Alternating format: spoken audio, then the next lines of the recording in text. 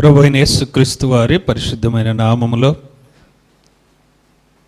ఈ యొక్క 3వ మాసములో మొదటి ప్రభువు దినములో ఆరాధనకు వచ్చిన మీ అందరికీ నా యొక్క వందనాలు.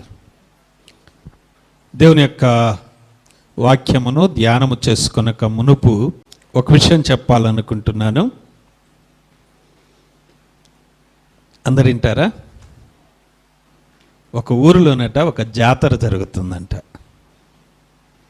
ఆ జాతరలో ఒక హరిదాసుడిని తీసుకొని వచ్చారట కథలు చెప్పటానికి. ఆ హరిదాసుడిని తీసుకొని వస్తే సాయంకాలం హరిదాసుడు కథ చెప్పాలి కాబట్టి పగులు మంచిగా అన్ని రకాలైనటువంటి వంటలన్నీ మంచిగా వండి పెట్టారట. సాయంకాలం అయిందంట. సాయంకాలం అయిన తర్వాత అయ్యా కథ చెప్పండి అని స్టేజ్ ఎక్కించారట. ఓకే, నేను కథ చెబుతాను, మీరందరూ నాకు ఒక ప్రశ్నకు జవాబు ఇవ్వాలి అన్నారట. సరే చెప్పండి అయ్యా. నేనేం కథ చెబుతున్నానో మీకు తెలుసా అన్నాడట. వారందరు నేను ఏమని అడిగాడు? నేనేం కథ చెబుతున్నానో మీకు తెలుసా అన్నాడు. వాళ్ళు ఏమన్నారంటే, ఏమని చెప్తారు చెప్పండి? మాకు తెలియదు. ఆ మొదటి రోజు ఆయన ఏమన్నాడంటే, తెలవని వాళ్ళకి నేనేం కథ చెప్పాను, లేదు పోండి అన్నాడట. మీకేమీ తెలియదు కాబట్టి నేనే కథ చెప్పను అన్నాడు. ఆ రోజు అయిపోయిందంట. మరలా రెండవ రోజు కూడా అదే రీతిగా ఇంకా మంచి వంటలు చేసి పెట్టారట. హాటు, స్వీటు, మీటు అన్నీ పెట్టారట. ఈ రీతిగా అన్ని వంటలు తిన్న తర్వాత రెండో రోజు కూడా స్టేజ్ ఎక్కిన తర్వాత మరలా అడిగాడట, ఈరోజు నేనేం కథ చెబుతున్నానో మీరు చెప్పండి, అప్పుడే నేను మొదలు పెడతాను అన్నాడట. ఆయన అన్నాడట, మొదటి రోజు ఏం చెప్పారు? మాకు తెలియదు అన్నారు. రెండో రోజు అడిగిందంట, ఈరోజు నేనేం కథ చెప్తున్నాను చెప్పండి అన్నాడట. వాళ్ళు అన్నారు, మాకు తెలుసు అన్నారంట. ఏమన్నారు చెప్పండి? మాకు తెలుసు అన్నారు. ఇక తెలిసిన వాళ్ళకి నేనెందుకు చెప్పాలి, వెళ్ళిపోండి అన్నాడట. 2 రోజులు అయిపోయినాయి. 3వ రోజు వచ్చింది. 3వ రోజు మరలా ఇదే రీతిగా మంచిగా పెట్టారు. ఆ హరిదాసుడికి 3వ రోజు స్టేజ్ ఎక్కిన తర్వాత మరలా ఇదే ప్రశ్న వేశాడట, ఈరోజు నేనేం కథ చెబుతున్నానో చెప్పండి అని అడగక ముందు ఈయనతో ఏ రకంగా మనకి పెద్ద ఇబ్బంది ఉన్నది. వచ్చిన వాళ్ళల్లా సగం మంది ఏమందామంటే తెలవదు అందాం, సగం మంది ఏమందాం తెలుసు అందామని వాళ్ళు కూడా ముందుగా ప్లాన్ చేసుకున్నారట. ఈ రీతిగా ప్లాన్ చేసుకున్న తర్వాత స్టేజ్ మీదకి వచ్చిన తర్వాత అప్పుడు ఆయన అడిగాడట, ఈరోజు ఏం కథ చెప్తున్నాను చెప్పండి అన్నాడు. ఆ మొదటి రోజు లాగానే కొంతమంది ఏమన్నారు, మాకు తెలియదన్నారు.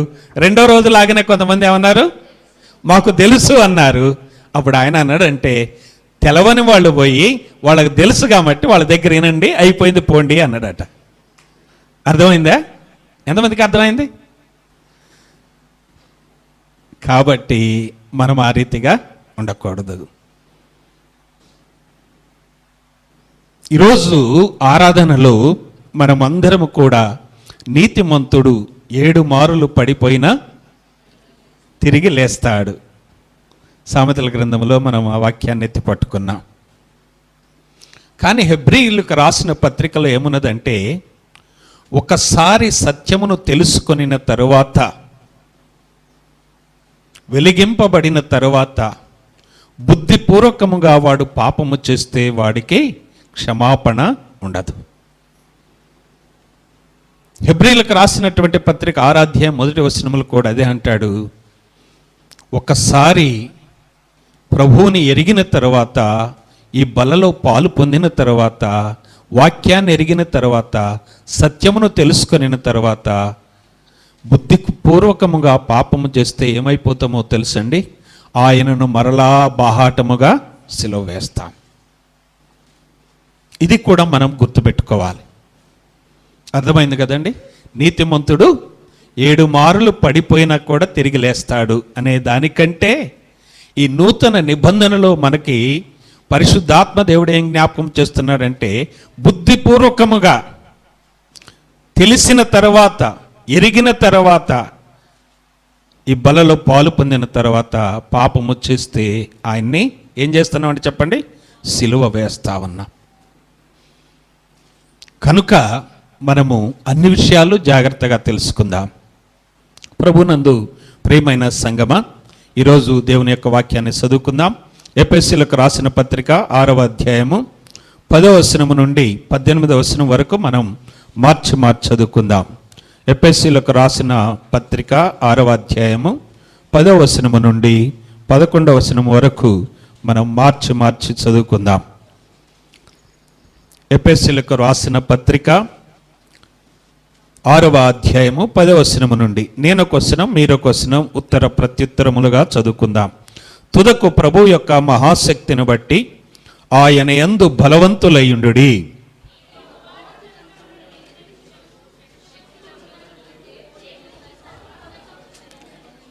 ఏలయనగా మనము పోరాడున్నది శరీరులతో కాదు, కానీ ప్రధానులతోనూ అధికారులతోనూ ఆకాశ మండలం ప్రస్తుత అంధకార సంబంధులకు లోకనాథులతోనూ ఆకాశ మండలమందున్న దురాత్మల సమూహములతోనూ పోరాడుచున్నాం.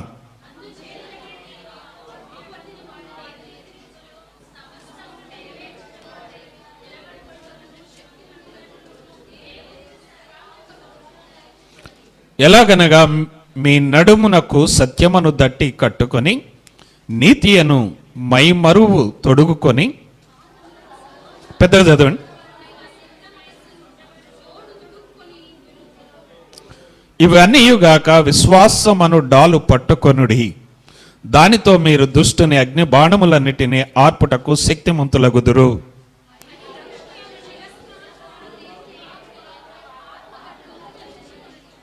అందరం కలిసి 18వ వచనం. ఆత్మ వలన ప్రతి సమయమందును ప్రతి విధమైన ప్రార్థనను విజ్ఞాపనను చేయుచు ఆ విషయమై సమస్త పరిశుద్ధుల నిమిత్తమును పూర్ణమైన పట్టుదలతో విజ్ఞాపన చేయుచు మెలకువగా ఉండుడి. ప్రార్థన చేసుకుందాం. తలలు వంచండి. మహాగణుడా, మహోన్నతుడా, పరిశుద్ధుడా, మీ ఘనమైన పరిశుద్ధమైన పాదాలకు వందనములు, స్తోత్రాలు చెల్లిస్తూ ఉన్నాం. మమ్మల్ందరినీ ప్రేమించి గడిచిన 2 నెలలు మీ కాపుదల భద్రత అనుగ్రహించి ఈ 3వ మాసములోని మొదటి ప్రభువు దినం ఇచ్చి ఈ రీతిగా ఆరాధించుటకు మీరు మాకు అనుగ్రహించిన నీ పాద సన్నిధిని బట్టి, మందిరమును బట్టి, సహవాసమును బట్టి, సంఘమును బట్టి, విశ్వాసులందరిని బట్టి, కుటుంబాలను బట్టి, ప్రభువా మీ బలను బట్టి మిమ్మలను ఆరాధిస్తూ ఉన్నాం. ఇంతవరకు నాయనా మీరు మా నుండి మా స్తుతి ఆరాధనను మీరు స్వీకరించినందుకే వందనాలు. తిరిగి నాయనా మా ఎదుట ఆ కలువరి సిలువలో మా కొరకై బలి అయిపోయినటువంటి ప్రభు యొక్క శరీరము రక్తము ఉన్నది. ఆ ప్రభు యొక్క శరీర రక్తములో యోగ్యముగా పాలు పొందుటకు మరొకసారి మీ వాక్యము చేత మమ్ములను దర్శించండి. చదవబడిన లేఖన భాగంలో నుండి మీ దాసుడు బలహీనుడు మరుగు చేయండి. మీ ఆత్మ ద్వారా మమ్మల్ని అందరినీ బలపరచుమని, యోగ్యముగా ప్రభు బలలో పాలు పొందుటకు సిద్ధము చేయమని యేసయ్య నామమున ప్రార్థన చేస్తున్నాము తండ్రి, ఆమేన్. ప్రభునందు ప్రియమైన దేవుని సంగమా, మనము ఈ లోకములో జీవిస్తున్న ఈ జీవితములో మనకి శత్రువు సాతాను అని గుర్తించాలి. ప్రాముఖ్యంగా ఈ సాతాను ఎలాంటి వాడంటే బహుభయంకరమైనటువంటి వాడు. ఈ సాతాను ఎలాంటి వాడంటే సులువుగా చిక్కులు పెట్టేటువంటి వాడు. ఈ సాతాను ఎలాంటి వాడంటే ఒక తల్లి బిడ్డలుగా పుట్టిన వారి మధ్యలో కూడా వాడు భేదములు తీసుకుని రాగలడు. ఈ సాతానుడు ఎలాంటి వాడంటే భార్యాభర్తలు ఒక శరీరం అయ్యున్న వారి మధ్యలో కూడా సమస్యలు సృష్టించగలడు. ఈ సాతాను ఎలాంటి వాడంటే శక్యమైతే చిన్న పిల్లలను కూడా మోసము చేయగలడు. ఈ సాతాను ఎలాంటి వాడంటే సంఘము ఎదుగుతున్న కొలది సంఘములో ఉన్న విశ్వాసులను పాడు చేయగలడు, యవనస్తులను పాడు చేయగలడు. ఈ దుష్టుడు భయంకరంగా పనిచేస్తూ ఉన్నాడు. మనం ఏమనుకుంటామంటే కొన్నిసార్లు మనతో ఎవరైనా మాట్లాడినప్పుడు, ఎవరైనా ఏమన్నా అన్నప్పుడు ఏమంటామంటే వాడు అసలే మంచోడు కాదంటాం. కానీ వాడు మంచోడే. మనం విశ్వాసులము. కానీ సాతాను ఏం చేస్తున్నాడంటే మన పైన వాడిని దాడి చేయటానికి వానిలోని ప్రవేశించి మనందరినీ ఇరితిగా బలహీనపరిచేటువంటి సాతాను బహుబలముగా పనిచేస్తూ ఉన్నాడు. ప్రభు రాకడ సమీపంగా ఉన్నది. దేవుని యొక్క భక్తులు, సేవకులు, సంఘము కన్నీరు కార్చి ప్రార్థన చేస్తూ ఉన్నారు. సాతాను కూడా వాడికి సమయం తక్కువగా ఉన్నదని వాడు మరి ఎక్కువగా పనిచేస్తూ ఉన్నాడు. ఉదాహరణకు ఇప్పుడు మనకు సార్వత్రిక ఎన్నికలు రాబోతున్నాయి. మన పక్కనున్న ఆంధ్ర రాష్ట్రంలో మరి సార్వత్రిక ఎన్నికలతో పాటు స్థానిక అనగా మరి అక్కడ అసెంబ్లీ ఎన్నికలు కూడా జరుగుతూ ఉన్నాయి. అన్ని రాజకీయ పార్టీలు ఏం చేస్తున్నారు చెప్పండి? ఎవరికి వాళ్ళే అభ్యర్థులను ప్రకటించి పోటీలో నిలుపుతూ ఎంత స్పీడ్గా అంటే రాకెట్ కంటే స్పీడ్గా వెళ్ళిపోతున్నారు రాజకీయాల్లోనికి. సాతాను కూడా అదే రాకెట్ కంటే మనందరినీ నాశనం చేయటానికి మన తలంపుల్లోనికి దూరుతా ఉన్నాడు. చాలా జాగ్రత్తగా ఉండాలి. చాలా మనమందరము కూడా దేవుని వాక్యాన్ని గుర్తెరగాలి. దేవుని వాక్యాన్ని గుర్తెరగకపోతే మనం చాలా నష్టపోతాం. వాక్యం వినకపోతే నష్టపోతాం. వచ్చామని నిద్రపోతే మరీ నష్టపోతాం. నువ్వు ఎంత తొందరగా ప్రిపేర్ అయి మందిరానికి ప్రారంభానికంటే ముందు వచ్చినా, వెనక వచ్చినా, తొందరపడి వచ్చినా, అన్ని నెట్టుకొని వచ్చినా సాతానంటాడు నువ్వు బా అక్కడ పోయి చూస్తా, నువ్వు ఎట్ట నిద్రపోవో నాకు తెలుసులే అంటాడు. ఏం చేస్తాడు చెప్పండి? నిద్రపోగొట్టేవాడు కూడా వాడే. ఎందుకంటే వాడికి అన్ని రకాలైనటువంటి డిపార్ట్మెంట్లు ఉన్నాయి. గొడవలు పెట్టే డిపార్ట్మెంట్ ఉంది, నిద్రపోగొట్టే డిపార్ట్మెంట్ ఉంది, మరి పక్కనున్నోళ్లతో సమస్యలు తీసుకొని వచ్చే డిపార్ట్మెంట్ ఉంది. ఓ భలే భక్తిగా ఉన్నాడు, ఆయన భలేగా భక్తిగా ఉంది ఆమె, ఓ నిన్నగాక మొన్ననేగా. ఈ రీతిగా సాతాను బహుభయంకరంగా ఎట్లా పనిచేస్తుందంటే బాగా స్పీడ్గా పనిచేస్తా ఉన్నది. కాబట్టి ఈరోజు మనమందరము ఏమి నేర్చుకోవాలంటే ఆ సాతాన్ని ఎలా జయించాలి, సాతాను ఏ రీతిగా మనపై దాడి చేస్తున్నాడు, ఆ విషయాలు మనం జ్ఞాపకం చేసుకోవాలి. మనం చదువుకున్న వాక్య భాగంలోనికి వద్దాం రండి. తుదకు ప్రభు యొక్క మహాశక్తిని బట్టి ఆయన యందు బలవంతులై ఉండండి. చివరిగా చెబుతున్నాడు అపోస్తలుడైనటువంటి పౌలు గారు. తుదకు అంటే చివరిగా నేను చెప్పే మాటలు జాగ్రత్తగా వినండి. వీళ్ళు ఎలాంటి వాళ్ళంటే ఈ ఎఫెసీ సంఘములో గొప్ప గొప్ప సేవకులు పనిచేశారు. అయినా వారిలోని ఏమున్నదంటే 4వ అధ్యాయంలోని ఒక వచనం చూద్దాం, చూడండి. 14వ వచనం, 4:14. అందువలన మనమిక మీదట పసి పిల్లలమై ఉండి మనుష్యుల మాయోపాయముల చేత వంచనతోనూ తప్పుడు మార్గమునకు లాగు కుయుక్తితోనూ గాలికి కొట్టుకొని పోవునట్లు కల్పింపబడిన ప్రతి ఉపదేశమునకును అటు ఇటు కొట్టుకొని పోవు అలల చేత ఎగరగొట్టబడిన వారమై ఉండక అని పౌలు గారు ఇక్కడ జ్ఞాపకం చేస్తున్నాడు. ఈ సంఘములో ఉన్న వారిని, ఈ సంఘస్థులను, ఈ విశ్వాసులను పౌలు గారు ఏమని సంబోధిస్తున్నాడంటే, చివరిగా చెబుతున్నాను అబ్బాయి, మీరందరూ కూడా ఎలాగ ఉన్నారంటే పిల్ల శకలు బోల. ఏం శకలు అంటే అండి? పిల్ల శకలు బోల. భయంకరమైన పిల్ల శకలు. ఆరాధన ఉన్నది, ప్రార్థన ఉన్నది, కానుక ఉన్నది, సమర్పణ ఉన్నది అంటూ ఉన్నారు. కానీ వారి శకలు మాత్రం మారలే. పౌలు గారికి బాగా బాధేస్తా ఉంది, దుఃఖం కలుగుతా ఉన్నది.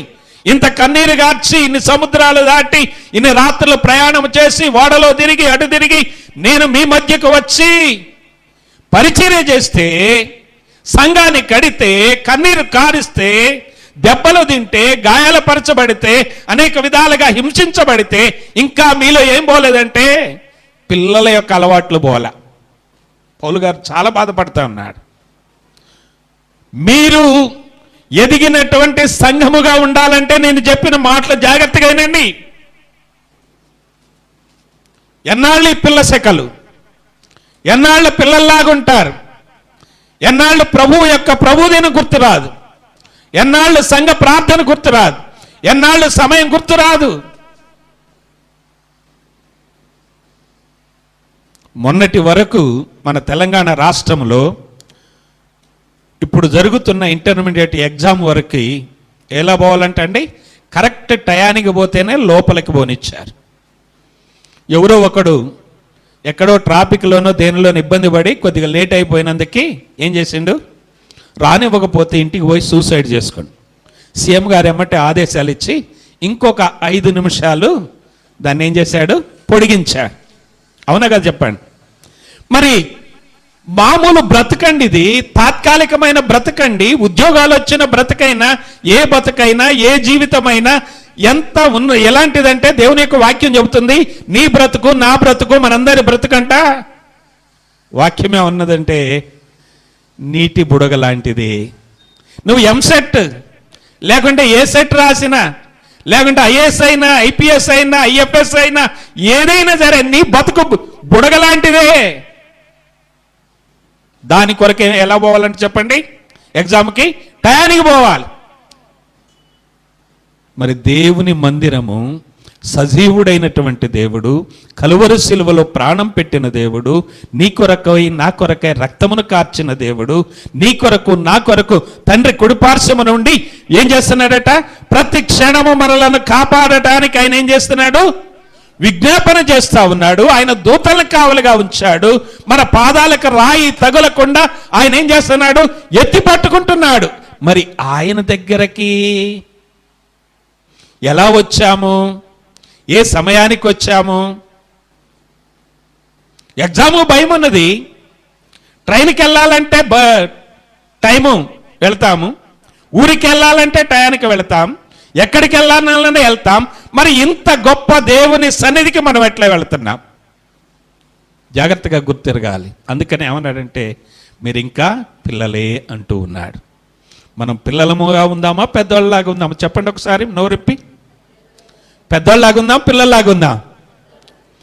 ప్రారంభ ప్రార్థనలో ఉందామా, చివరి బల్లాకు వద్దామా? చెప్పాలి ఇప్పుడు.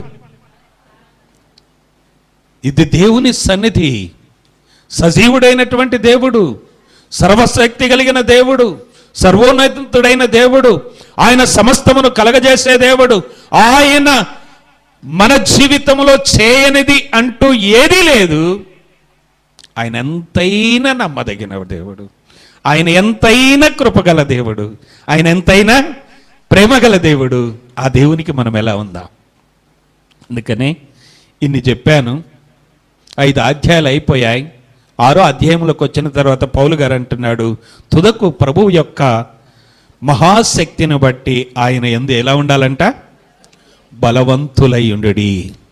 ఈ వచనాల్లో ఉన్న అన్ని విషయాలు ధ్యానం చేయటానికి సమయం సరిపోదు కాబట్టి నేను కొన్ని లేక 1-2 మాటలు మాత్రమే జ్ఞాపకం చేస్తాను. 11వ వచనం, మీరు అపవాది తంత్రములను ఎదిరించుటకు శక్తిమంతులగునట్లు దేవుడిచ్చు సర్వాంగ కవచమును ధరించుకొనుడి. ఈరోజు మన యొక్క ధ్యానాంశం ఏంటంటే, అపవాది తంత్రాలు తెలుసుకోవాలి. ఏం తెలుసుకోవాలి? అపవాది తంత్రాలు. ఇంకొక మాటలు చెప్పాలంటే వాడి యొక్క కుతంత్రాలు. ఏంటి అట? అపవాది యొక్క కుతంత్రాలు. వాడి యొక్క ఆలోచనలు బహుభయంకరంగా ఉంటాయి. వాటిని మనం గుర్తెరిగితేనంట ఆ 11వ వచనంలో ఏమంటాడంటే, దేవుడిచ్చేటువంటి సార్వంగ కవచమును ధరించుకుంటామంట. మనము ఈ అపవాది తంత్రాలు ఏ రీతిగా ఉంటాయో నేను మీకు కొన్ని విషయాలు జ్ఞాపకం చేస్తాను. చాలా జాగ్రత్తగా, నిద్రపోకుండా, ఇంకా చెప్పాలంటే మనస్సు బయటికి పోకుండా, ఓన్లీ బాడీ మాత్రమే ప్రజెంట్ కాకుండా, మైండ్ ఆబ్సెంట్ కాకుండా ఎలా ఉండాలి చెప్పండి? బాడీ మైండ్ టోటల్గా మనం ఇక్కడ ప్రజెంట్గా ఉందాం. దేవుని యొక్క వాక్యాన్ని ఇందాం. ఏమంటున్నాడు చూడండి, అపవాది తంత్రములు. అపవాది తంత్రాలు ఎలా రీతిగా ఉంటాయంటే, ఒకటి నేను మీకు జ్ఞాపకం చేస్తాను.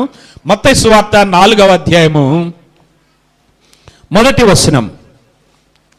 మత్తయి సువార్త 4వ అధ్యాయము 1వ వచనం. అప్పుడు యేసు అపవాది చేత ఏం చేయబడ్డాడంటండి? ఫస్ట్ సాతాను ఏం చేస్తాడంటే శోధిస్తాడు. గుర్తుపెట్టుకోండి, రాసి పెట్టుకోండి, రాసుకునే వాళ్ళు,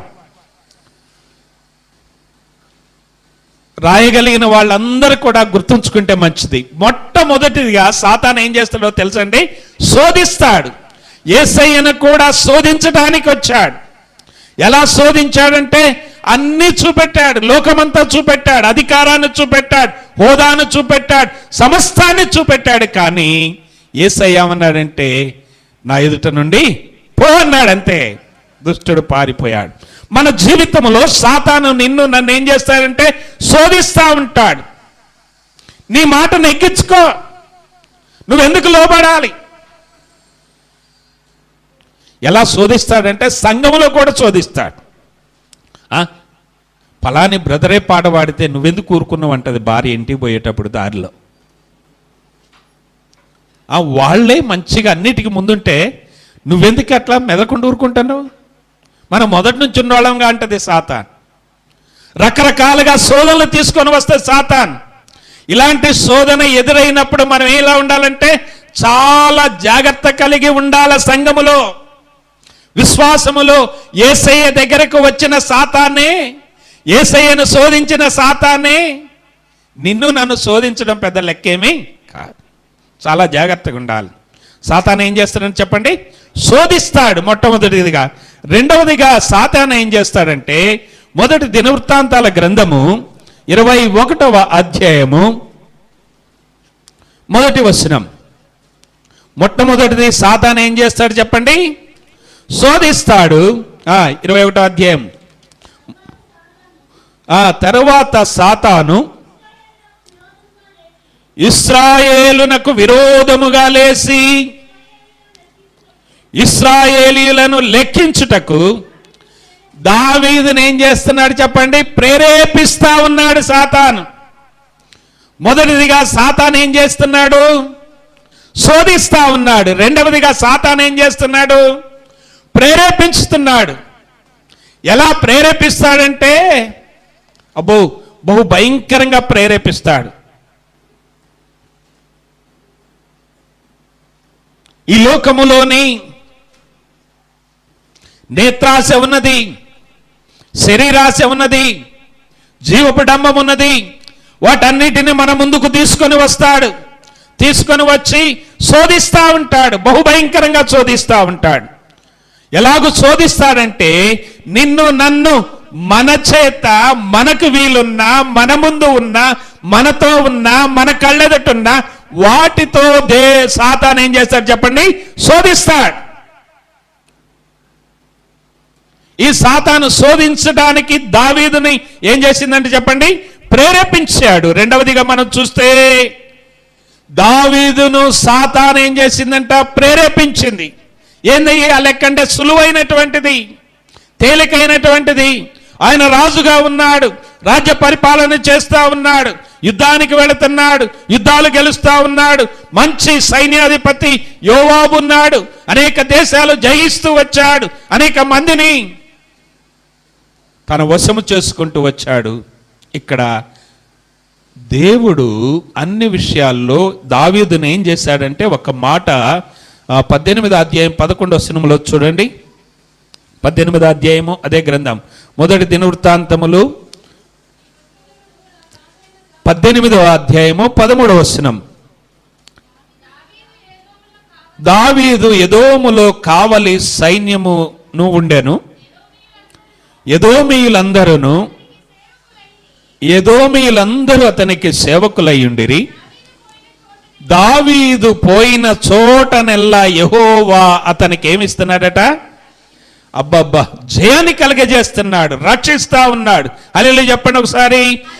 ఇంత గొప్ప హోదా, ఇంత గొప్ప జయము, ఇంత గొప్ప విక్టరీ, ఇంత గొప్ప విధంగా చక్రవర్తిగా సైన్యాన్ని దేవుడు దావీదుకి అప్పగించినప్పుడు దావీదుకి ఇప్పుడు ఒక సొంత ఆలోచన వచ్చింది. ఆ యుద్ధంలోని ఒకసారి ఏం జరిగిందంటే అమ్మోనీయులతో యుద్ధం జరిగింది. ఆ అమ్మోనీయుల రాజు చనిపోయాడు. ఆయన దావీదుకి స్నేహితుడు. దావీదుకు స్నేహితుడైనటువంటి అమ్మోనీయుల రాజు అయినటువంటి నాహాషు చనిపోయినప్పుడు దావీదు ఏం చేశాడంటే వాళ్ళ కుమారుడు దగ్గరికి, హామాను అనేటువంటి ఆయన కుమారుడి దగ్గరికి ఏం చేసిండో తెలుసండి, కొంతమందిని ఓదార్పు కొరకు పంపించాడు. అయ్యో, నా స్నేహితుడైనటువంటి నాహాషు చనిపోయాడు, చూసిరండి, నా తరపున ప్రతినిధులుగా వెళ్ళండి అని ఓదార్పుకు వెళితే ఆ ఓదార్పు యాత్రలో ఏం జరిగిందంటే, ఈ యొక్క మరి ఆ మొదటి వచనంలో చూడండి, 19 మొదటి వచనములో, హామాను తండ్రి అయిన నాహాషు నా ఎడల దయ చూపించను గనక నేను అతని కుమారుని ఎడల దయ చూపెదనని అనుకొని అతని తండ్రి నిమిత్తము అతని పరామర్శించుటకు దూతలను పంపెను. దావీదు సేవకులు హామానును పరామర్శించుటకై అమ్మోనీయుల దేశమునకు వచ్చినప్పుడు అక్కడ అమ్మోనీయుల్లో పెద్దల్లో కొంతమంది ఏం చేశారంటే, ఈ యొక్క హానూనుకి ఒక చెడ్డ సలహా ఇచ్చారు. దావీదు ఒట్టిగే రాలేదు, వాళ్ళ మనుషులను పంపించింది ఎందుకో తెలుసా, నిన్ను జయించటానికి, వేగు చూడటానికి వచ్చారనే చెడ్డ సలహా ఇచ్చినప్పుడు ఈ హనూను ఏం చేశాడంటే బహుభయంకరంగా దావీదు పంపించిన ఆ మనుషులకు గడ్డాలు గురిగి ప్యాంట్లు కట్ చేసి, లేకుంటే వాళ్ళ అంగీలు కట్ చేసి వాళ్ళ పిరుదలు అగపడేటట్టు హేళన చేశాడు. ఆ విషయం తెలిసి దావీదు ఏం చేశాడంటే, తెలుసుకున్నప్పుడు బాగా బాధపడ్డాడు, బాగా దుఃఖపడ్డాడు. ఇంత ఘోరం జరిగిందని, సరేనయ్యా, మీరు మీ వస్త్రాలు జినిగిపోయినాయి, మీ గడ్డాలు గొరిగించబడ్డాయి, సిగ్గు అవమానం ఎదురైంది, ఆ గడ్డాలు పెరిగే వరకు అక్కడనే ఉండండి అని కొంతమంది చేత దుస్తులు పంపించి వాళ్ళని అక్కుంచాడు. మరికొంతకాలానికి యోవాబుతో సైన్యాన్ని పంపి యుద్ధంలో జయించాడు. ఇక్కడ జరుగుతున్నది ఏంటంటే 21వ అధ్యాయంలో దావీదును ఏం చేసిందంట, సాతాను ప్రేరేపించాడు. సాతాను ప్రేరేపించితే దావీదు ఏం చేశాడంటే సైన్యాన్ని లెక్క పెట్టుకున్నాడు. అప్పుడు యోవాబు ఏం చేశాడంటే, ప్రేరేపించడానికి ఒక కారణం ఏంటంటే, వాళ్ళ యొక్క అమ్మోనీయుల యొక్క కిరీటం, ఎంత కిరీటం అంటే 20వ అధ్యాయంలో మనం చూస్తే 2వ వచనంలో చూడండి, దావీదు వచ్చి వారి రాజు తల మీద ఉన్న కిరీటమును తీసుకొనెను, దాని ఎత్తు 2 మణుగుల బంగారము, అందులో రత్నములు చెక్కబడి ఉండెను, దానిని దావీదు ధరించెను. దావీదు ఏం చేసిందంట, అన్యుల యొక్క కిరీటాన్ని నెత్తిని పెట్టుకున్నాడు. జాగ్రత్తగా చూడండి, అన్యుడైనటువంటి ఆ అమ్మోనీల రాజు నాహాషు యొక్క రాజు కిరీటాన్ని వాళ్ళ కొడుకు కిరీటం ధరించింది. వాళ్ళ దగ్గర నుంచి ఈయన ధరించినప్పుడు ఏం జరిగిందంటే, ఆ కిరీటం మీద ఏమున్నదో తెలుసండి, వాళ్ళ దేశపు యొక్క దేవత ఉన్నదట. ఏమున్నది చెప్పండి, ఆ కిరీటం మీద ఏమున్నది, ఆ దేశములో వాళ్ళు పూజించే దేవత యొక్క బొమ్మ ఉన్నదట. జాగ్రత్తగా గుర్తుంచుకోండి.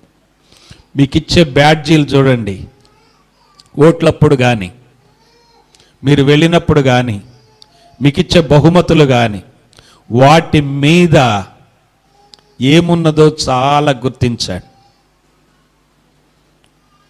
కొంతమంది శారీస్ కొనటానికి వెళతారు, ఆ శారీస్ మీద ఏముంటాయో తెలుసండి, హిందువుల యొక్క విగ్రహారాధన బొమ్మలు ఉంటాయి.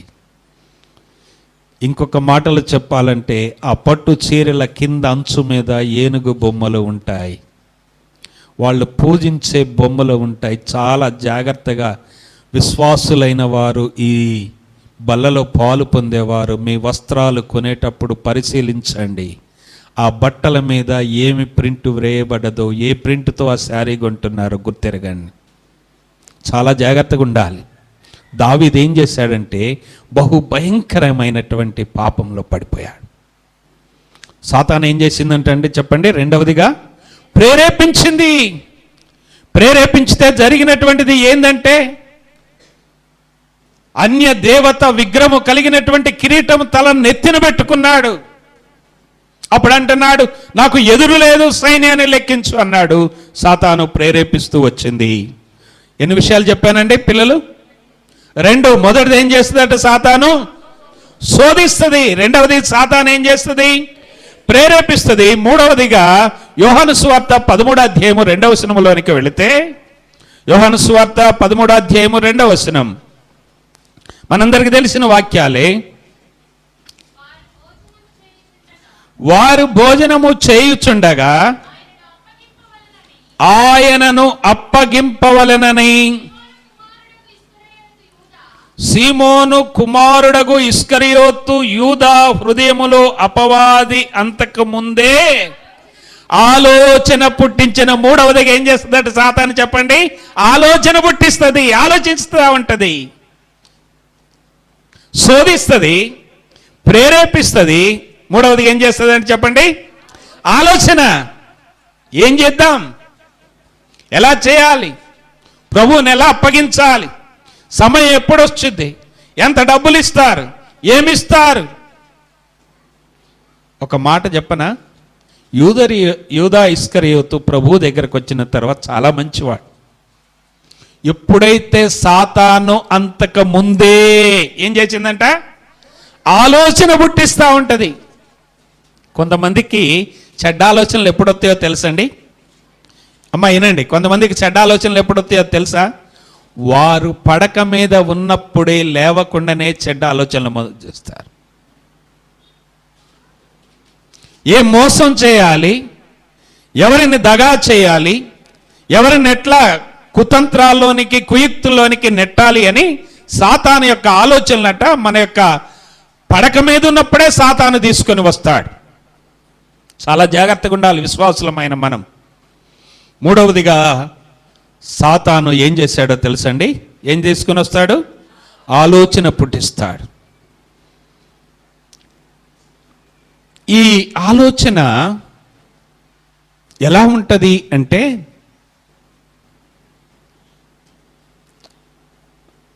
ఒకసారి ఒక పాదర్ దగ్గరికి, ఆర్సిఎం చర్చ్ పాదర్ దగ్గరికి ఒక ఆయన వచ్చాడట. ఎంతమంది ఆర్సిఎం చర్చ్కి వెళ్ళిన వాళ్ళు ఉన్నారు? మన పాస్టమ్మ గారు వెళ్ళిందంట. ఇంకా ఎవరన్నా వెళ్ళారమ్మా? మరియమ్మ గారు మీరు వెళ్ళలేదా? సాములారు అంజలి వెళ్ళిందంట. అయితే వాళ్ళకు ఒక అలవాటు ఉన్నది. వాళ్ళ ఫాదర్ దగ్గరకు పోయి ఏం చేయాలి చెప్పండి? తప్పులు ఒప్పుకోవాలి. ఒకడు ఆ ఫాదర్ దగ్గరకు పోయి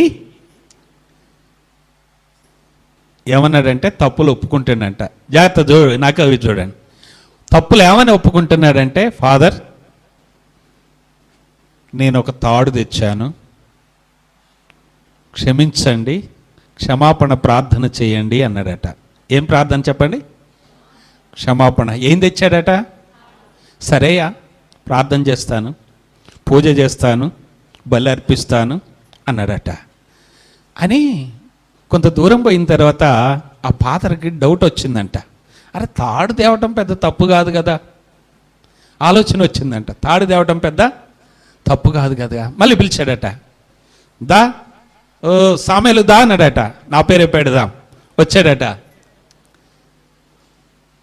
నువ్వు తాడు తెచ్చానన్నావు కదా, తాడు తెచ్చినప్పుడు ఒట్టి తాడే తెచ్చావా, దానికి ఏమన్నా ఉన్నదా అన్నాడంట. ఫాదర్ దానికి ఉన్నది అన్నాడు. ఏముందయ్యా అన్నాడట. ఉందయ్యా అన్నాడట. చెప్పడానికి మాత్రం ఒప్పుకోవట్లా. ఏముందయ్యా అంటే, దాని శివరన ఒక దూడనుదయ్యా, దూడను కూడా తీసుకొని వచ్చాను అన్నాడట. ఏం తెచ్చాను చెప్పండి? దూడను కూడా తీసుకొని వచ్చాడట. చెప్పడం ఏం చెప్పాడు? అనగా మన జీవితంలో చాలామంది ప్రభు సన్నిధికి వచ్చిన తర్వాత, ప్రభు బిడ్డలమైన తర్వాత యథార్థత లేకుండా పోతుంది. సరిగా ఒప్పుకోవటంలే.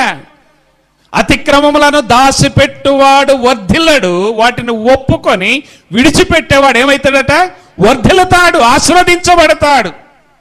మనం కూడా ఏం చేస్తామంటే, ఎవరైనా పిల్లలు ఏదైనా చేసినప్పుడు, కుటుంబంలో ఎవరైనా ఏదైనా చేసినప్పుడు దేవుని సన్నిధిలో సంఘములో యథార్థంగా ఒప్పుకోము.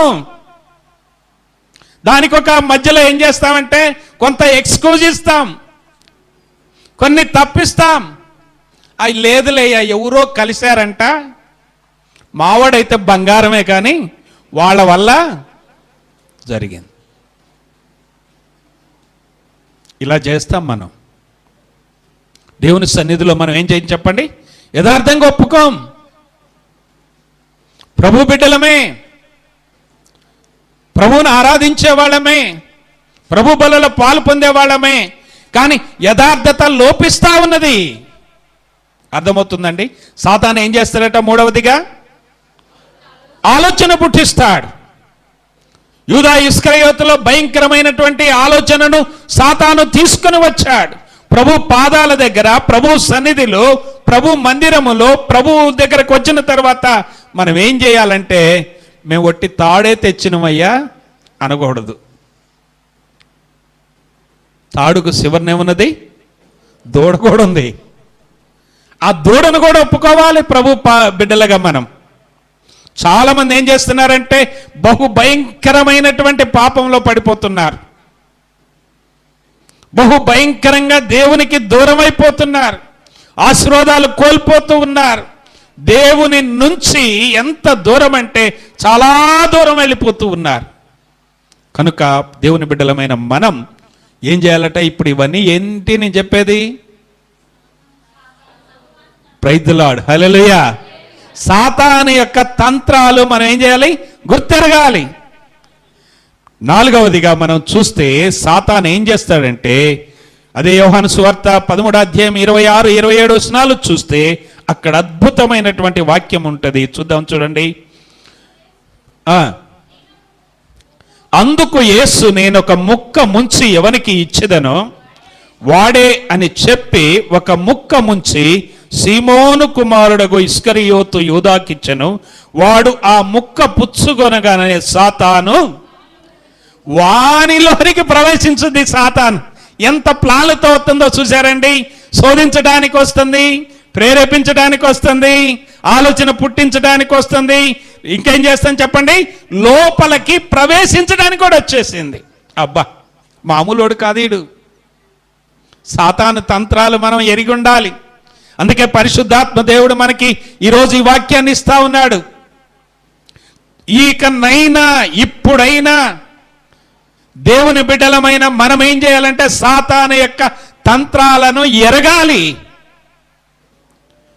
లోపలకు ప్రవేశించిన తర్వాత నేను పదే పదే అప్పుడప్పుడు జ్ఞాపకం చేస్తాను. హృదయ దర్పణం అనేటువంటి బుక్ దొరికినప్పుడల్లా చదవండి అంట.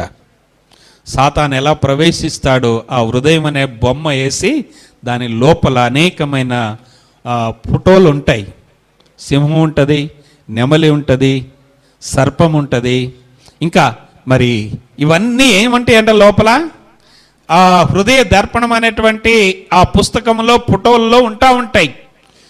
అందులో నెమలి ఏమంటుందంటే, నా అంతా ఇండియాకి నేనే నెంబర్ 1 బర్డ్ అంటది. అది అంతేగా? నా అంత అందగత్తే ఎవరూ లేరంటది. అబ్బా, భయంకరమైన పాపం. సర్పం ఉంటుంది. దేవుని యొక్క వాక్యంలో సర్పం ఏంటంటే చెప్పండి, చాలా యుక్తి కలది, చాలా తెలివి కలది. ఏమనుకుంటారంటే, నేను మేనేజ్ చేసినట్టు ఇంతకాలం మమ్మని, మా నాన్నని, మా సంఘాన్ని, మా కుటుంబాలని, మా బంధువుల్ని ఎవరూ మేనేజ్ చేయలేదు. అబ్బా, మా వాళ్ళు ఊరికిపోతే చాలు, ఇల్లంతా నాదే. భయంకరమైన పాపం ఒకటి చెప్పనా? దేవుని సన్నిధిలో చెబుతున్నాను. ఒక కుటుంబంలో ఉంటున్నారు. బిడ్డ ఒంటరిగా వేరే రూమ్లో ఉంటా ఉన్నది. తల్లికి అర్థం కాలే. ఒకరోజు మధ్యరాత్రులు తలుపు తీసి బిడ్డను చూసిందంట. ఇక నేను చెప్పలేనమాట. ప్రభు పాదాల దగ్గర తన స్నేహితుడితో దిగంబరిగా ఉండి లైవ్లో మాట్లాడుతూ ఉన్నది. నీ బిడ్డల్ని నువ్వు ఒంటరిగా వెళ్ళిపోతే వాడు మగోడైనా స్త్రీ అయినా ఎవరైనా సరే జరుగుతున్న పాపాలు ఇవే. వాడు భక్తిపరుడు అనుకుంటున్నావు, లోపల వాడిలో ఒక సర్పం బుసలు కొడతా ఉంది, కాటేయటానికి రెడీగా ఉంది. వాడి వెనక సాతాను కాసుకొని ఉన్నాడు. ఎవరు నమ్ముతున్నాం మనం? దేవుని బిడ్డలమైన మనం చాలా జాగ్రత్తగా ఉందాం. వాడు ఏం చేస్తాడంటే చెప్పండి, 5వదిగా గ్రుడ్డితనము కలుగజేస్తాడు. లోపలికి వస్తే ఏం చేస్తాడట? గ్రుడ్డితనము. మనందరికీ తెలుసు 2 కొరింథీ 4:4. ఒకసారి చూద్దామా? చదువుదాం. 2 కొరింథీయులకు రాసిన పత్రిక 4:4.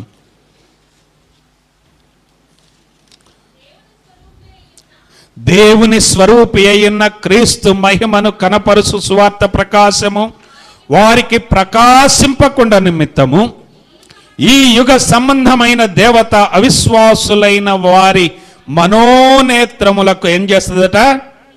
గ్రుడ్డితనం. ఇక్కడ అవిశ్వాసుల గురించి వ్రాయబడ్డది, కానీ విశ్వాసులమని చెప్పుకునే మనందరం కూడా చాలామంది అవిశ్వాసములో ఉంటూ ఉన్నాం, గ్రుడ్డితనములో జీవిస్తూ ఉన్నాం. ప్రభునందు ప్రియమైన దేవుని సంగమా, సాతాను ఏం చేస్తాడట చెప్పండి? 5వదిగా గ్రుడ్డితనము కలుగజేస్తూ ఉంటాడు. చాలా జాగ్రత్తగా ఉండాలి. దేవుని బిడ్డలని, మనల్ని మోసం చేయటానికి వాడి దగ్గర ఉన్న కుతంత్రాలు, ఇంతమంది క్యాబినెట్ వారి దగ్గర ఉంది. మన తెలంగాణ ప్రభుత్వానికి కూడా ఇంత క్యాబినెట్ లేదు, సెంట్రల్ గవర్నమెంట్ కూడా ఇంత క్యాబినెట్ లేదు. వాడి దగ్గర మామూలు క్యాబినెట్ కాదు, వేల సైన్యం ఉన్నది వాడికి. ఏ సమయంలోనైనా, ఏ క్షణములోనైనా, ఏ స్థలములోనైనా మనల్ని ఏం చేయొచ్చట? దెబ్బకు పడగొడతాడు. మానవుని యొక్క జీవితం క్రీస్తు పూర్వం 4000, క్రీస్తు శకము 2023 6000 సంవత్సరాలు. కానీ సాతాను ఎక్స్పీరియన్స్, వాడి అనుభవం 1000 సంవత్సరాలు. జాగ్రత్త వింటున్నారా? నీ తెలివి, నా తెలివి, నీ భక్తి, నా భక్తి ఆదివారం మాత్రమే సరిపోదు. ఎల్లప్పుడూ కూడా ఏం చేయాలో తెలుసండి? చాలా జాగ్రత్తగా ఉండాలి. 6వదిగా నేను మీకు జ్ఞాపకం చేస్తాను, సమయం అయిపోతుంది మనకి, తర్వాత లవ్ పీస్ట్ ఉన్నది కాబట్టి త్వరగా ముగిస్తాను. 2 కొరింథీ 11:3. 2 కొరింథీ 11:3. సర్పము తన కుయుక్తి చేత అవ్వను మోసపరిచినట్టు మీ మనస్సులను సెరపబడి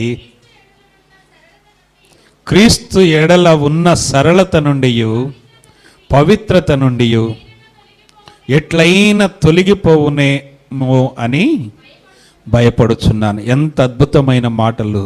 ఈ సర్పం ఏం చేసిందంటండి? ఏంటిదట చెప్పండి?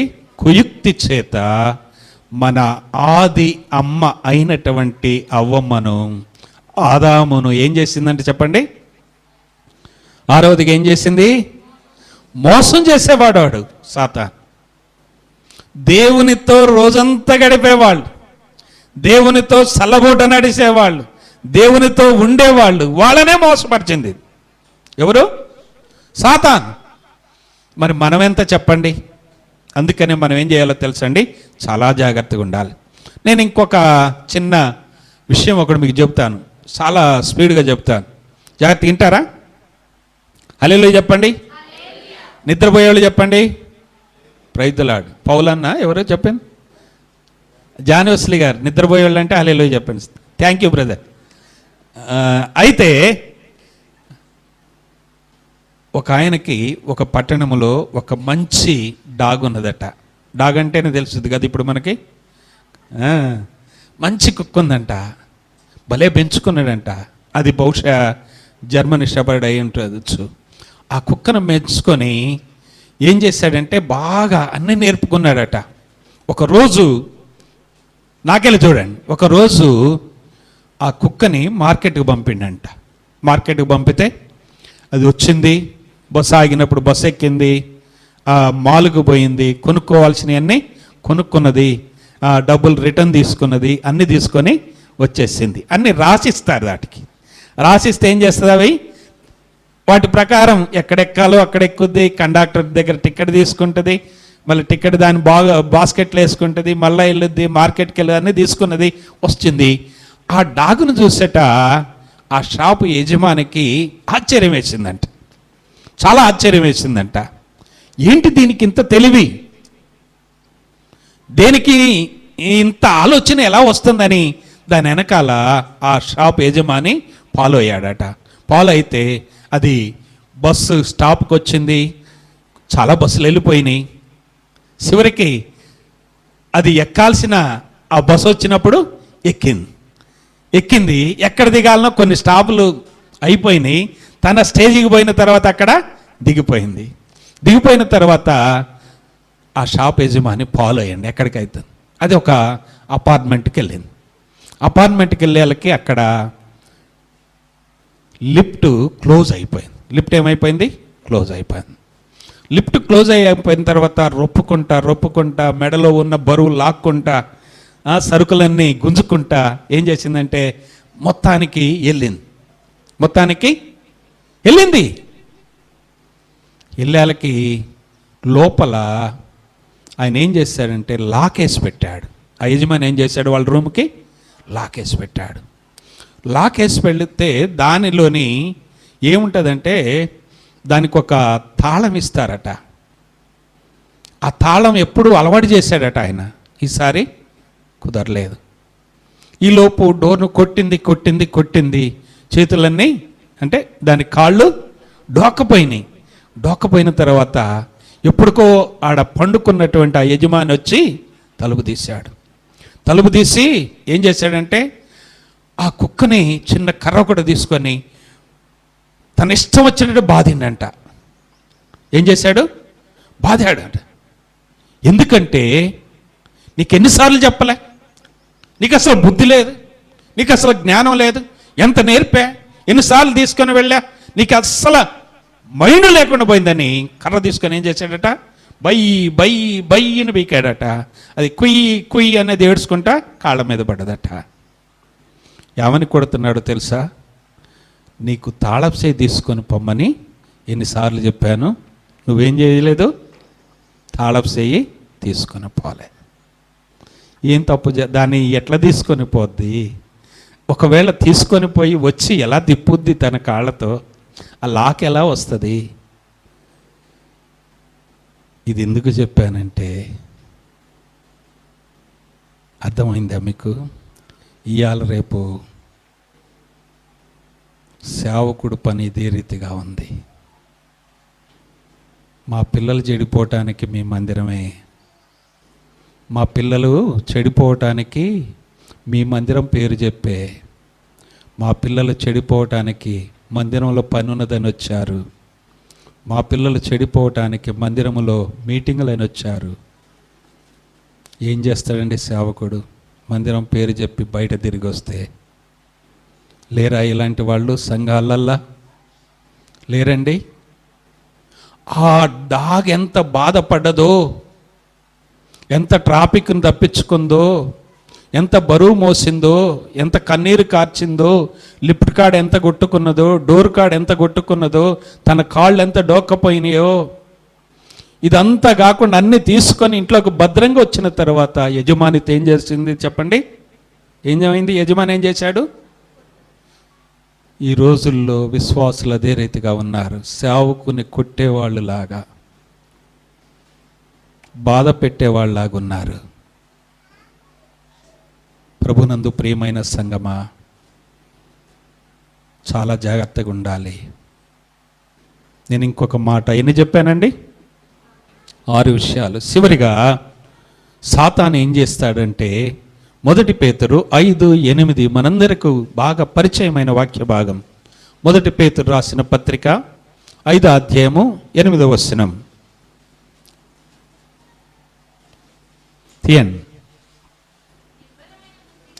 నిబ్బరమైన బుద్ధి గలవారై మెలకువగా ఉండుడి. ఎవరట? ఎవరు విరోధి? మళ్ళీ చదవమ్మా. మీ విరోధి అయిన అపవాది, మీ విరోధి అయిన అపవాది గర్జించు సింహము వలె ఎవరిని మృంగుదమా అని ఏం చేస్తున్నాడంట? చివరికి ఏం చేస్తాడట వాడు? ఎదుకుచూ తిరుగుతున్నాడు, వెతుకుతున్నాడు ఎవరిని మృంగాలని, ఎక్కడ దొరుకుతాడని. ఇద్దరు సహోదరులు కలిసి ఉంటే ఒకళ్ళని మింగేస్తాడు, ఇద్దరు బ్రదర్స్ ఉంటే ఒకళ్ళని మింగేస్తాడు, సమస్య సృష్టిస్తాడు. మనలను ఏ రీతిగా మింగాలని ఏం చేస్తున్నాడట? ఏం చేస్తున్నాడు? వెతుకుతున్నాడు, రోజంతా వెతుకుతున్నాడు. ప్రార్థన చేస్తారా? చేయని. ప్రార్థన పోతున్నారా? పోని. కానుకలు ఇస్తున్నారా? ఇవ్వని. అయినా కూడా ఏం చేస్తాడట వాడు? ఏడదాకా పోతారులే, నాకు తెలవకుండా వాడు అంతా ఎక్స్పర్ట్ వాళ్ళు నాకంటే. నాదెంత ఎక్స్పర్ట్? 1000 సంవత్సరాలు. మానవుని ఎక్స్పర్ట్ ఎంత? 6000 సంవత్సరాలే. నా ముందు వాడు బచ్చాగాడు. సాతాను అంటున్నాడు, మింగటానికి రెడీగా ఉన్నాడు. చాలా జాగ్రత్తగా ఉండాలి. ప్రభునందు ప్రియమైన దేవుని బిడ్డలారా, మన వాక్య భాగంలోనికి వద్దాం. ఎన్ని విషయాలు? 7 విషయాలు. మొదటి చెప్పండి, శోధించడానికి రెడీగా ఉన్నాడు. రెండవది, ప్రేరేపించడానికి రెడీగా ఉన్నాడు. మూడవది, మనలో ఆలోచన పుట్టించడానికి రెడీగా ఉన్నాడు. నాలుగవదిగా ఆయనే ఏం చేస్తాడు? వాడు లోపల ప్రవేశించడానికి రెడీగా ఉన్నాడు. ఐదవదిగా మనకు ఏం చేస్తాడట? ఏమగపడదట, పాలు దాగే పిల్లిలాగా. పాలు దాగే పిల్లి ఏమనుకుంటుంది? కళ్ళు మూసుకుంటుందట. గత గత గత గత దాగి ఎవరు చుట్టలేదు అనుకుంటుందట. సాతాను ఏం చేస్తాడో చెప్పండి? మనల్ని గుడ్డితనంగా చేస్తా ఉన్నాడు. అబ్బో భయంకరం. ఇది పాపం అనిపించదు, ఇది చెడు అనిపించదు, ఇది కుటుంబానికి నష్టం అనిపించదు, ఇది సమాజానికి సంఘానికి అనేక రకాలుగా నష్టపరిచేదని తెలవకుండా మనకేం చేస్తున్నాడు? గుడ్డితనం కలిగజేస్తున్నాడు. ఆరవదిగా ఏం చేస్తాడట? మోసపరుస్తాడు. ఏడవదిగా ఏం చేస్తాడు? చివరికి మనల్ని మృంగేస్తాడు. ఇన్ని రకాలైన మోసాలు సాతాను నీ పైన రెడీగా ఉంచాడు. దేవుని యొక్క వాక్యంలో ఉన్నది 6వ అధ్యాయము, ఎఫెసీయులకు రాసిన పత్రిక 6వ అధ్యాయము 11వ వచనం మరలా చదువుకుందాం. మీరు అపవాది తంత్రములను ఎదురించుటకు శక్తిమంతులగునట్లు దేవుడిచ్చే సర్వాంగ కవచమును ధరించుకున్నాడు. దేవుడిచ్చే సర్వాంగ కవచం. అన్ని అవయవాలకు దేవుడు ఏమిస్తాడట? ఒక కవచాన్ని దయచేస్తానంటున్నాడు. ఆ కవచాన్ని మనం ధరించుకోవాలి. మరలా 13వ వచనం చివరిలో కూడా అంటాడు. వచనంతో చదువుకుందాం చూడండి. అందుచేత మీరు ఆపద్దినమందు వారిని ఎదురించుటకు సమస్తమును నెరవేర్చిన వారై నిలవబడుటకు శక్తిమంతులగునట్లు దేవుడిచ్చు సర్వాంగ కవచమును ధరించుకొనండి. ఈ సర్వాంగ కవచమును మనం ధరించుకోవాలి. ఎవరిస్తారట? ఇది దేవుడిస్తాడట. ఇది బుల్లెట్ ప్రూఫ్. సాతాను యొక్క అగ్ని బాణాలు, వాడి దగ్గర ఉన్నటువంటి ఆయుధాలు మనపై ప్రయోగించినప్పుడు మనకేం కావాలంటే అండి? కవచం కావాలి. ఈ కవచాన్ని మనం ధరించుకోవాలి. ఈరోజు దేవుని యొక్క వాక్యం మనం వినేది ఎందుకంటే, ఈ బల్లలో పాలు పొందే ప్రతి ఒక్కరికి నేను ఎప్పుడు బల్లని జ్ఞాపకం చేస్తా. ఏమి రావాలి చెప్పండి? కవచం రావాలి. సాతాను యొక్క బాణాలు తగలకుండా, సాతాను మనలను మృంగివేయకుండా మనకేం కావాలి చెప్పండి? కవచం కావాలి. మనకు బుల్లెట్ ప్రూఫ్ కావాలి. ఈ బుల్లెట్ ప్రూఫ్ మనకు ఉండాలంటే ఏం చేయాలంటే, నేను మీకు కొన్ని విషయాలు జ్ఞాపకం చేస్తాను. ఆ తంత్రాలను ఎదిరించాలంటే మన బుల్లెట్ ప్రూఫ్ ఉంటుంది, కానీ దానికి ఏముంటున్నాయో తెలుసా? హోల్స్ ఉంటున్నాయి, రంధ్రాలు ఉంటున్నాయి. బుల్లెట్ ప్రూఫ్ ఉంది, ఏముంది చెప్పండి? రంధ్రాలు ఉన్నాయి. దావీదుకి అలాంటి రంధ్రమే ఉన్నది. సాయంకాలం మిద్దె మీద తిరిగిండు, అక్కడ కొట్టింది సాతాను, అవుట్ అయిపోయాడు మనాడు. తెలుసా? సంసోను బుల్లెట్ ప్రూఫ్ ఉన్నది, నాజీరు చేయబడిన వాడే. ఏమైపోయాడు కదా? ఎక్కడ నిద్రపోయిండు? భయంకరంగా నిద్రపోయాడు. అంటే సాతానికి ఏమైపోయాడు? దొరికిపోయాడు. ఇంకా చాలామంది ఉన్నారు. మన జీవితం ఏంటి? శాంసన్ లాగా దొరికిపోతున్నామా? దావీదులాగా దొరికిపోతున్నామా? లేక నేను మరొక 2 వ్యక్తులను జ్ఞాపకం చేస్తాను. యోబు దగ్గరకు కూడా సాతాను వచ్చాడు. ఎవరి దగ్గరకు వచ్చిండండి? యోబుకున్న కవచమును చూసి ఆ బుల్లెట్ ప్రూఫ్ను చూసి ఏమన్నాడో తెలుసా? ఎక్కడ కూడా ఒక్క రావ కూడా రంధ్రం లేదు, ఒక్క రవ్వంత కూడా ఆ బుల్లెట్ ప్రూఫ్కి హోల్స్ లేవట. చూశాడు, మొత్తం దిగ చూశాడు. పిల్లలు చనిపోయారు, ఆస్తి పోయింది, అన్నీ పోయినాయి. భార్య కూడా దూషించింది, స్నేహితులు దూషించారు, అందరు అవమానపరిచారు. కానీ ఆయన ఏమన్నాడో తెలుసా? యెహోవా నామమునకే మహిమ కలుగునుగాక. హల్లెలూయా. సాతాను మనపై ప్రయోగించిన బాణాల విషయములో ఒకవేళ ఏదైనా జరిగితే, నష్టము జరిగితే, నేను ప్రార్థనగా పోవటం వల్లే ఎలాంటి జరిగిందనేటువంటి ఆలోచనలో ఉంటామా? కానీ నా దేవుడు నాతో ఉన్నాడనే ఆలోచనలో ఉంటామా? జాగ్రత్త గమనించండి. మొన్న ఒక సిస్టర్ గారు అన్నారు, మా బంధువుల దగ్గరికి వెళితే మా వాళ్ళందరూ ఏమంటారంటే, మీరు ప్రార్థనకి వెళుతున్నారుగా, మీకెందుకు ఇన్ని అన్నారట. మీరు ప్రార్థనకి వెళ్ళోళ్ళు కదా, మీ కుటుంబంలో ఈ సమస్యలు ఎందుకు, నీకు ఈ జబ్బులు ఎందుకు? అర్థమవుతుందా? అలా ఉన్నామా? దేవుని యొక్క వాక్యం జ్ఞాపకం చేస్తున్నది. యోబు దగ్గరికి సాతాను వెళ్ళాడు, శోధించాడు, చుట్టూ తిరిగాడు, చివరికి వాడే దిక్కు లేకుండా చచ్చిపోయాడు.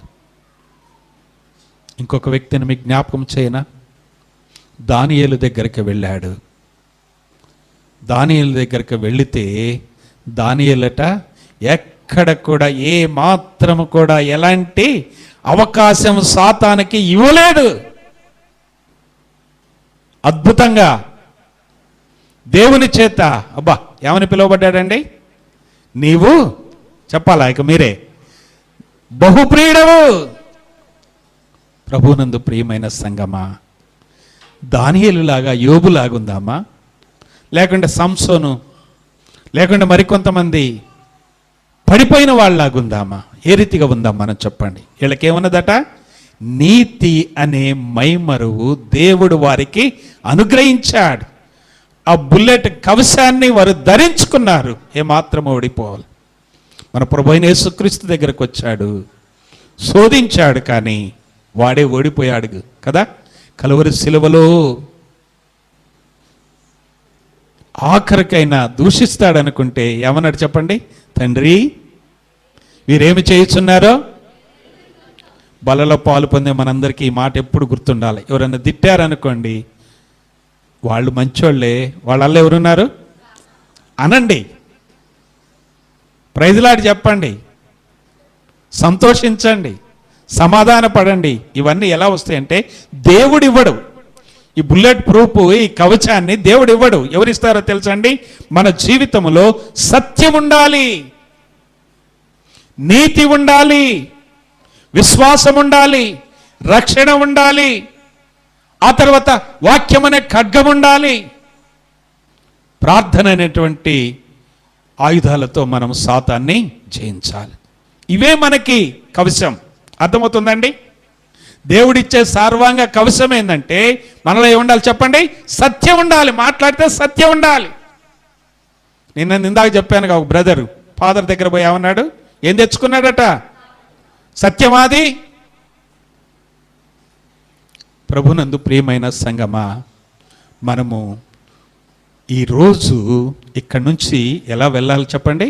ప్రతి ఒక్కళ్ళము ఏం ధరించుకోవాలి? సర్వాంగ కవచము ధరించుకోవాలి. ఏం కొనుక్కొని పోవాలి? ఇప్పుడు బుల్లెట్ ప్రూఫ్ కొనుక్కోవాలి. ఇక్కడ నుంచి ఒకటికి వెళ్ళదు. నిన్ను తిడితే ఏమంటే చెప్పు, ప్రైజ్లాడెక్కాను. నిన్నెవరన్నా అన్నా ప్రైజ్లాడాను.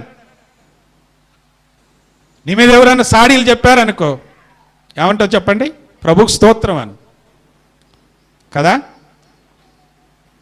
మనం ఎప్పుడు కూడా ఏం చేయాలంటే యేసయ్య పోలికలోనికి రావాలి, యేసయ్య రూపములోనికి రావాలి, యేసయ్య బిడ్డలముగా ఉండాలి. ఎవరైనా సరే మిమ్మల్ని ఏదన్నా అన్నప్పుడు ఏం చేయాలి చెప్పండి? అంతే. భార్యలారా, మీ భర్త మీకెవరు చెప్పండి? ఎవరు? శిరస్సు. లేదు, మా అమ్మ మా నాన్న మా వాళ్ళే శిరస్సు అంటున్నారు కొంతమంది ఈ రోజుల్లో. తల్లిదండ్రులు చెప్పిందే కరెక్ట్, మా అమ్మ నన్ను 20 సంవత్సరాలు పెంచిందంటారు. లేదు లేదు, వాక్యం అట్లా చెప్పలా. భర్తలారా మీ భార్యలను ఏం చేయాలి? ప్రేమించండి. ఇదే పత్రికలో వ్రాస్తూ ఉన్నాడు. సాతానుకు సోటు ఇవ్వమాకండి.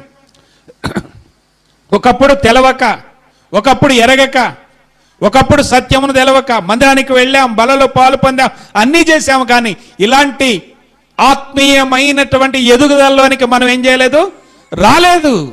ఇకనైనా వద్దాం, ప్రభువుకు మహిమ తెద్దాం. అంతేక అది ఏదైనా సరే శిరస్సుకి ఏం చేయాలా? లోబడాలి. ప్రభు బిడ్డలముగా మనం అన్నీ నేర్చుకుందాం. ప్రభు కొరకు అది ఏదైనా వదిలిపెడదాం. ప్రభు కొరకు సమర్పించుకుందాం. నీ స్నేహమా, నీ బంధుత్వమా, అది ఏదైనా సరే, నీ ఆదాయమా, నీ ఉద్యోగమా. నేను చాలాసార్లు చెప్పాను, కోట్ల రూపాయల ఫస్ట్ ప్రైజ్ వచ్చేటువంటి ఆ యొక్క రేస్లో పాలు పొందే వాళ్ళు ఆదివారం వస్తే ఏం చేయలేదు, పాలు పొందలే. ఐఏఎస్ జాబు లేకుంటే ఎగ్జామ్ రాసే వాళ్ళకు కూడా ఆదివారం వెళ్ళనటువంటి విశ్వాసులు ఉన్నారు. వాళ్ళకి దేవుడు ఏం తక్కువ చేయలే. మనమైతే ఏం చెప్దాం, రేపు రానీయుడు మేస్త్రి గారంటే ఈరోజు ఆదివారం వెళతాం. ఏది సాతానికి ఎక్కడా మనం జయించగలుగుతున్నాం, సాతానికి చోటిస్తూ ఉన్నాం. ఆ ఉద్యోగం ఉన్నా లేకపోయినా పర్వాలేదు అనే స్థితికి మనం ఎదగాలి. ప్రభునందు ప్రియమైన సంగమా, కలువరి సిలువలో నీ కొరకు నా కొరకు మరణించిన ప్రభువును చూడు. ఈ సృష్టికర్త, నిన్ను సృష్టించిన వాడు నీ కొరకు కలువరి సిలువలో వేలాడుతున్నాడు. ఈ లెంట్ డేస్లో ప్రభువును చూడు. నీ ముందున్న ఏది కూడా ఆయనకు సరిపోదు. ప్రభు బలలో పాలు పొందుదాం. తలలు వంచండి, ప్రార్థన చేసుకుందాం. అందరు కూడా తలలో ఉంచుదాం.